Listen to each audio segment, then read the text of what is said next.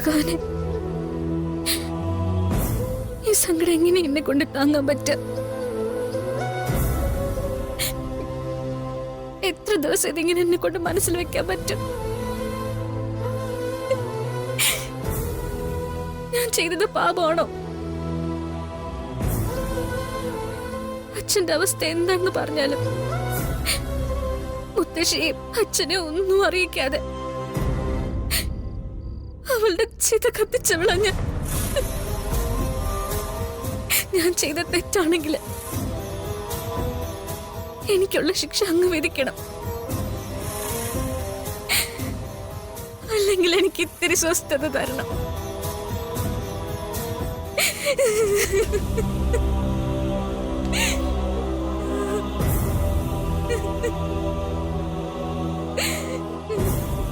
മോളെ,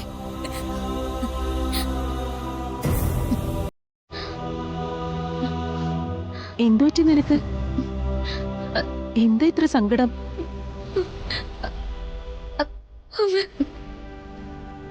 എന്താ നിനക്ക് ഇതുവരെ ഇല്ലാത്തൊരു പെരുമാറ്റം?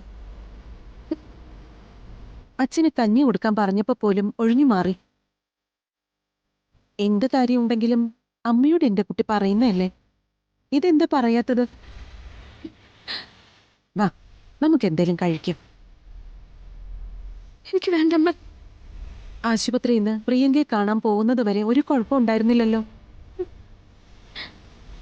തിരിച്ചു വന്നപ്പോ മുതലായി ഈ മാറ്റം. പോയ സ്ഥലത്ത് എന്തെങ്കിലും പ്രശ്നം ഉണ്ടായോ? ഉണ്ടോ മോളെ?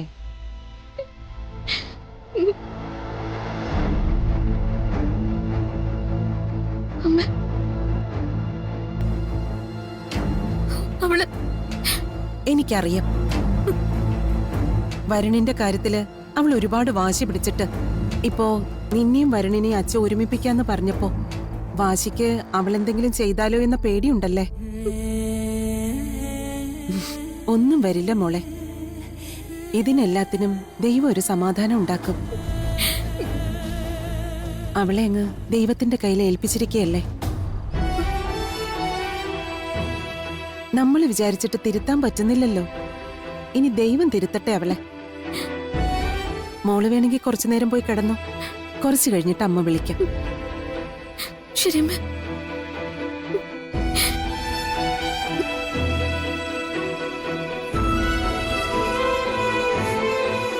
ഭഗവാനെ, എന്റെ കുഞ്ഞിന് സമാധാനം കൊടുക്കണേ.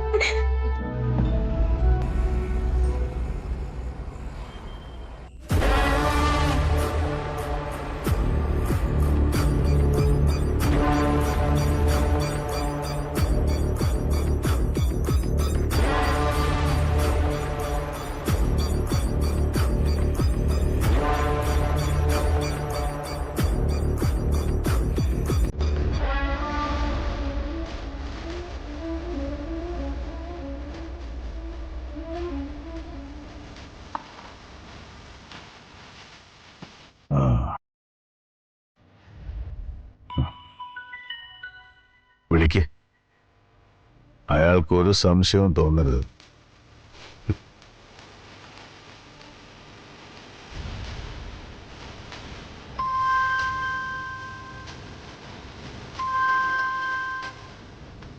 ഹലോ ഹലോ, സി മോഹൻ അല്ലേ?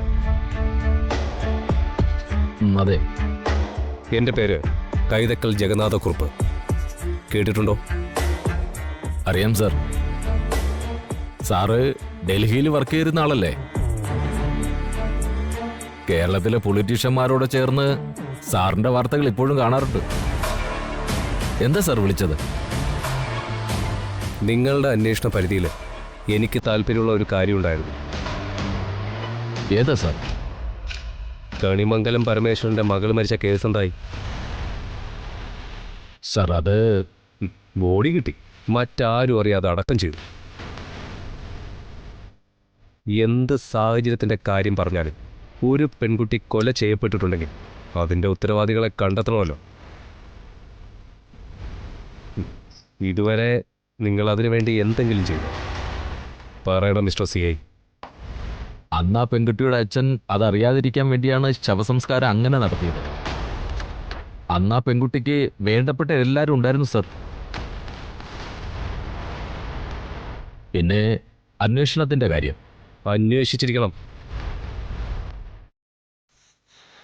ആ പെൺകുട്ടിയുടെ കൊലപാതകത്തിൻ്റെ കാരണക്കാരെ നിങ്ങൾ കണ്ടുപിടിച്ചിരിക്കണം. ഇല്ലെങ്കിൽ എനിക്ക് ഒഫീഷ്യലായിട്ട് മൂവ് ചെയ്യേണ്ടി വരും.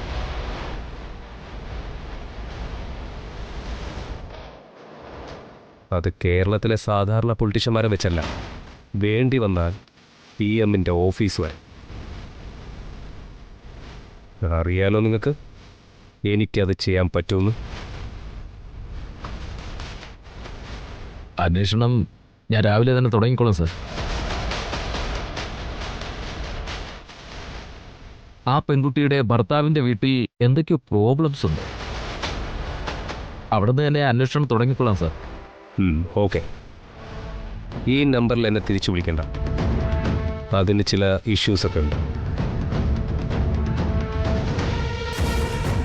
വിവരം അറിയുമ്പോൾ ഞാൻ തിരിച്ചു വിളിച്ചോളാം. ശരി സർ.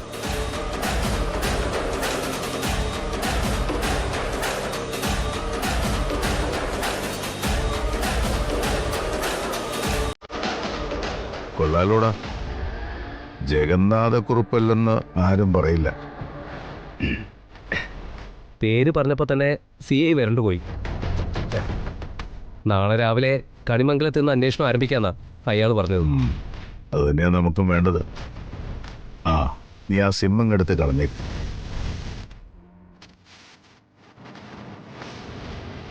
ജഗന്നാഥക്കുറുപ്പിന്റെ ആയുസ് ഇത്രയും മതി.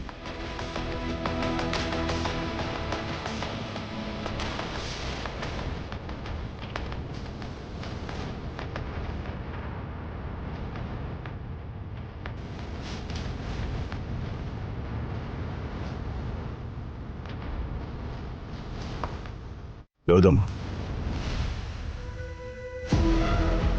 ഇനി മുന്നോട്ട് വയ്ക്കുന്ന ഓരോ ചുവടും പിഴച്ചു പോരുത്. ഇപ്പൊ കാര്യങ്ങൾ നമ്മുടെ കൈവെള്ളയിലാ. ഒന്നും മുറുക്കി പിടിച്ചാ എല്ലാവരും ശ്വാസം മുട്ടിച്ചാവും.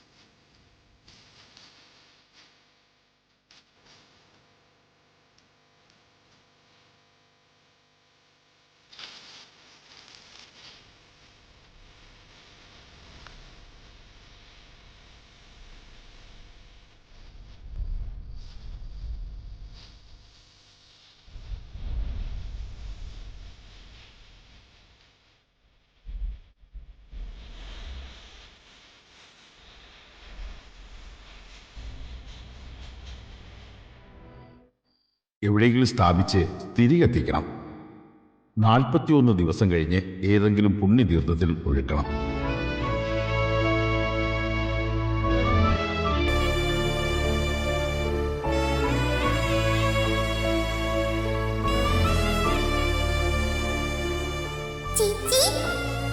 എന്താ മോളെ? ചേച്ചി എനിക്ക് അതും കൂടി വേണം.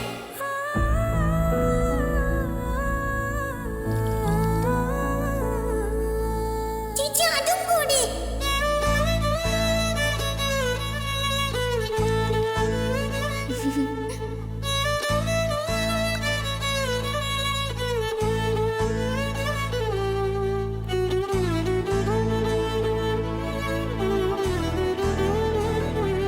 എന്താ മോക്ക് സന്തോഷമില്ലാത്ത? ചേച്ചിക്ക് എന്നെ ഇഷ്ടമല്ലേ? പിന്നെ ചേച്ചിക്ക് മോളെ ഒരുപാട് ഇഷ്ടാ. ചേച്ചിക്ക് എന്ത് കിട്ടിയാലും പ്രിയങ്ക മോക്ക് തരില്ലേ? തരും. എന്നാ അതും കൊടുത്താ.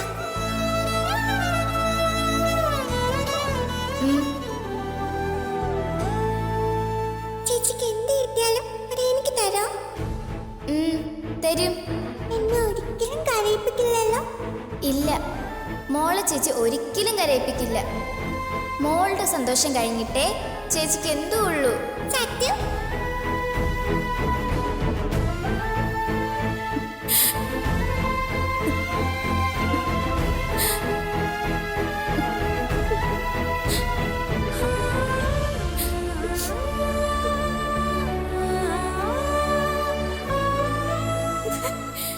ചേച്ചി, കുഞ്ഞുനാൾ മുതൽ എല്ലാം എനിക്ക് വേണമെന്ന് വാശി പിടിച്ചിട്ട് അതൊരു ശീലമായിട്ട് മനസ്സിൽ വളർന്നുപോയി. അവിടെ നിങ്ങളുടെ ആരുടെയും ശരിക്കുള്ള സ്നേഹം ഞാൻ മനസ്സിലാക്കിയില്ല. മോളെ, ചേച്ചി എന്തിനാ എന്നെ രക്ഷിക്കാൻ വേണ്ടി ഭഗവാനോട് പ്രാർത്ഥിക്കുന്നത്? കുറ്റം ചെയ്തവരെ ശിക്ഷിക്കാനല്ലേ പറയേണ്ടത്? ചേച്ചി പറഞ്ഞു ഭഗവാൻ കേൾക്കുമല്ലോ. എത്ര കടുത്ത ശിക്ഷ കിട്ടിയാലും എനിക്ക് കുഴപ്പമില്ല. ഞാനിനി ഒരിക്കലും ഒരു വാക്കുകൊണ്ട് പോലും ചേച്ചിയെ വേദനിപ്പിക്കില്ല. അയ്യോ, എന്നോട് പൊറുക്ക്, എന്നെ ശപിക്കല്ലേ ചേച്ചി.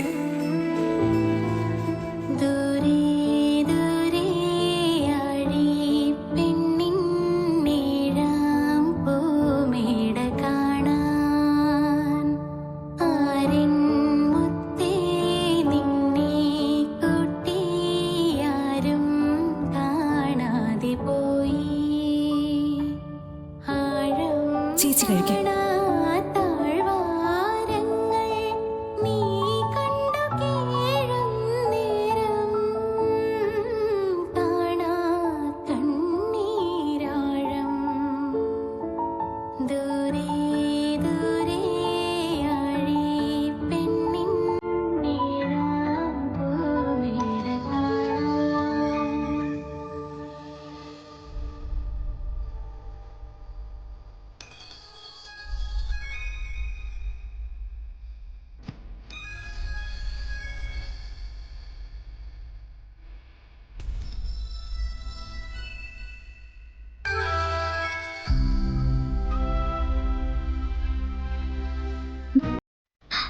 രാധികേ,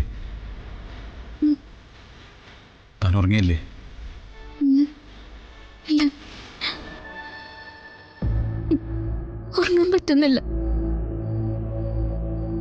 മനസ്സ് മുഴുവൻ അവള.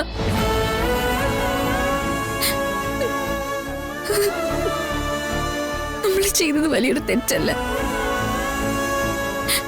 പാവം അച്ഛനും അമ്മയും അവളില്ലാതായത് പോലും അറിയാതെ കിടന്നുറങ്ങുക. എടോ രാധിക, നമുക്കത് മറച്ചു വയ്ക്കേണ്ടി വന്നത് അച്ഛൻ്റെ കണ്ടീഷൻ കൊണ്ടല്ലേ? പ്രിയങ്കയുടെ മരണ വാർത്ത അറിഞ്ഞ പിന്നെ അച്ഛനുണ്ടാവോ? നമുക്കെല്ലാവർക്കും കുറ്റബോധമുണ്ട്. പക്ഷെ നമ്മുടെ കുറ്റബോധം അച്ഛൻ സത്യം അറിയാനുള്ള കാരണമാവരുത്. എടോ, തന്നെ കൊണ്ട് പിടിച്ചു നിൽക്കാൻ ബുദ്ധിമുട്ടാണെന്ന് എനിക്കറിയാം. ദേ, അമ്മയ്ക്കും മുത്തശ്ശിക്കും ഒക്കെ എന്തെങ്കിലും സംശയം തോന്നിയാൽ? ഇതുവരെ ഇല്ല. പക്ഷെ എത്ര സമയം ഇങ്ങനെ പിടിച്ചു നിൽക്കാൻ പറ്റുമെന്ന് എനിക്കറിയില്ല. പോലീസുകാർക്കൊക്കെ സത്യം അറിയാലോ. അവര് പുറത്തു പറയില്ലേ? കണിമംഗലത്ത് അറിയിക്കില്ലേ? ആറ്റുശ്ശേരിയിൽ അറിയിക്കില്ലേ?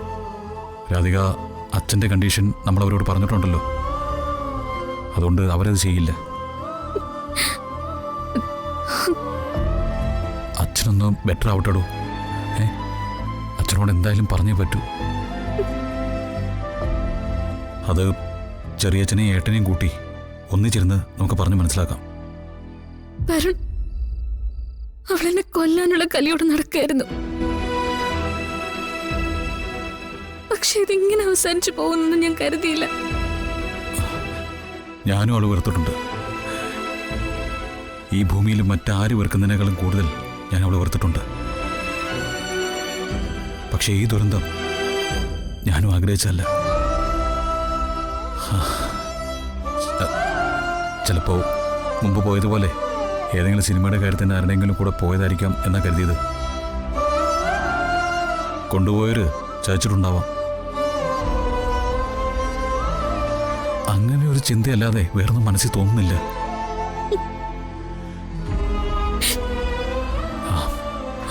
അല്ല എടോ, താനെന്തെങ്കിലും കഴിച്ചോ? വേണ്ട, എനിക്കറിഞ്ഞില്ല. എപ്പോഴെങ്കിലും മനസ്സ് കൈവിട്ട് പോകുമെന്ന് തോന്നിപ്പോയാൽ താൻ എന്നെ വിളിച്ചാൽ മതി. പറഞ്ഞത് കേട്ടോ? അതെ, താനൊന്ന് കുറച്ച് കിടന്ന് ഉറങ്ങാൻ നോക്ക്. അപ്പൊ ഇത്രയെങ്കിലും സ്വസ്ഥത കിട്ടും. വരുൺ ഫോൺ വെച്ചോ?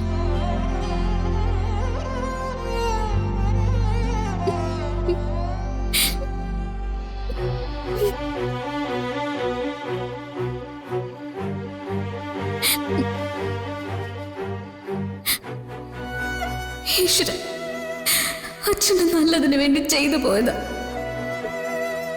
എന്നെ ക്ഷമിക്കല്ല.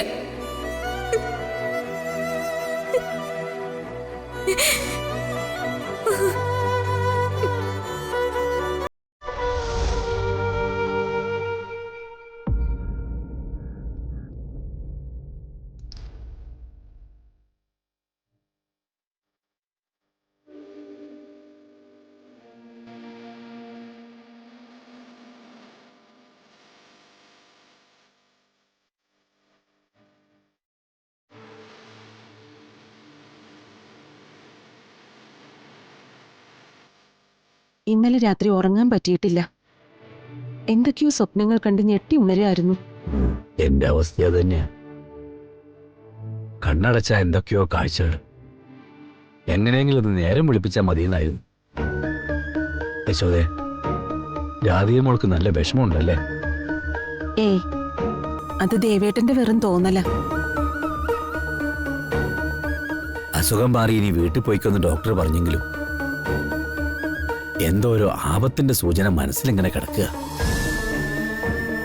എഴുന്നേറ്റ ഉടനെ വരുണിനെയും രാധികയെ ഒന്നിച്ചു ചേർക്കണമെന്ന് മനസ്സ് തീരുമാനിച്ചിരുന്നു. പക്ഷെ അത് നടന്നതുമില്ല. എനിക്ക് യാത്രയ്ക്കൊന്നും ബുദ്ധിമുട്ടില്ല. നമുക്ക് കണിമംഗലത്ത് വരുന്ന പോയാലോ? ഈ അവസ്ഥയിലോ? എന്താ ദേവേട്ട ഈ പറയുന്നേ? ഓണം പരമേശ്വരൻ സാറിനെയും പത്മിനിയൊക്കെ കണ്ട് കല്യാണ ദിവസം നമ്മുടെ ഭാഗത്ത് നിന്ന് വന്ന പിഴവുകളൊക്കെ പറയണം. എന്നിട്ട് അവരെ കൊണ്ട് പറഞ്ഞ് സമ്മതിപ്പിച്ച് നമ്മുടെ അമ്പലത്തിൽ വച്ച് ഒരു ചെറിയ ചടങ്ങ് അവരെ ഒന്നിച്ചു ചേർക്കണം. പ്രേമോടെ അമ്പലത്തിൽ നിന്ന് തിരിച്ചു വരുമ്പോഴേക്കും അത് ചെയ്യണം. അവളെ ഞാൻ പറഞ്ഞ് മനസ്സിലാക്കിക്കൊള്ളാം. അവള് സിനിമയിൽ അഭിനയിക്കണം എന്നൊരു ആഗ്രഹം പറഞ്ഞപ്പോ അത് നമ്മൾ തടഞ്ഞു. അവളുടെ മനസ്സ് മുഴുവൻ അതല്ലേ. ഇനിയിപ്പോ അതിനൊരു തടസ്സം നിൽക്കാൻ ഞാൻ ഉദ്ദേശിക്കുന്നില്ല. അവൾ അതിന് പോയിക്കോട്ടെ. താൻ ആ ഫോണിങ്ങൊന്നെടുത്ത്. ആരെ വിളിക്കാനാ? എടുക്ക്.